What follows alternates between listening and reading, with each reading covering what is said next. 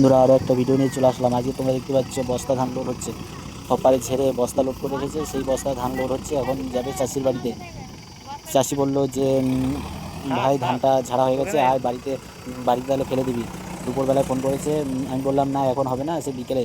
বলছে ঠিক আছে, মেঘ ধরার আগে একটু কমপ্লিট ফেলে দিবি। ঠিক আছে, মেঘ ধরার আগে ফেলে দেবো। আর এসে মেঘের সময় এসছি, এসে পরে এসেই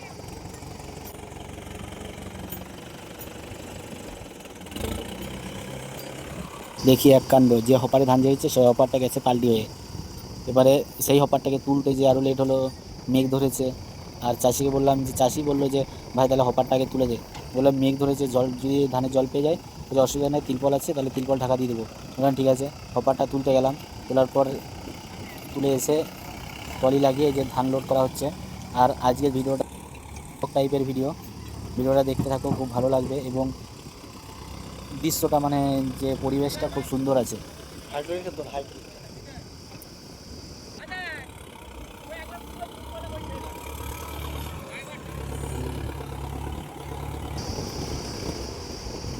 আর যার ধান যাচ্ছে সে আমার পাশের গ্রামের একটা দাদা। এই যে মাথায় করে নিয়ে যাচ্ছে, এটাই হচ্ছে দাদা, এরই ধান যাচ্ছে।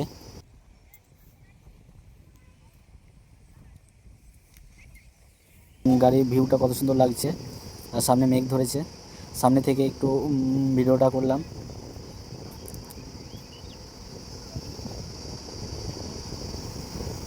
আজকে আমরা যাব টলিতে করে সেই চাষির বাড়িতে ধানটা খালি করতে।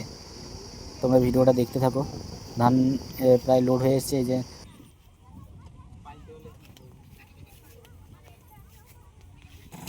আমরা এখন যাচ্ছি টলিতে চেপে। আর ধান লোড অবস্থায় টলিতে চেপে কি মজা, সেটা যারা চেপেছে তারাই জানে। আমি আর সেই চাষি দাদাটা উপরে আছি, ভাই চালাচ্ছে। ভাইকে বললাম ভাই আস্তে আস্তে চ, যে এখনও যেহেতু বৃষ্টি হয় না, তাহলে আস্তে আস্তে চ। বললো ঠিক আছে, অসুবিধা নেই, আস্তে আস্তে যাচ্ছি। আর কাদা, এই কাদাতে অসুবিধা নাই, যেহেতু মাটিটা শক্ত আছে, জল জমেছে শুধু। তার আগের দিন জল হয়েছে, জল জমে গেছে।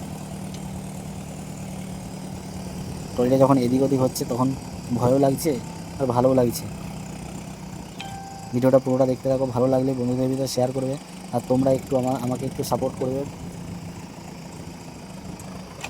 তোমাদের কাছে আমার এটাই অনুরোধ, সাপোর্ট করলে আমিও আরও ভিডিও করে এগিয়ে যেতে পারি, তোমাদের আরও ভালো ভালো ভিডিও দিতে পারি।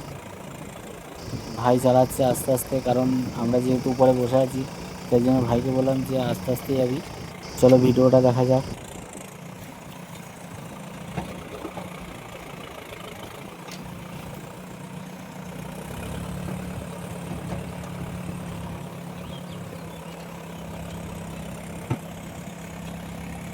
হলো না কাকা,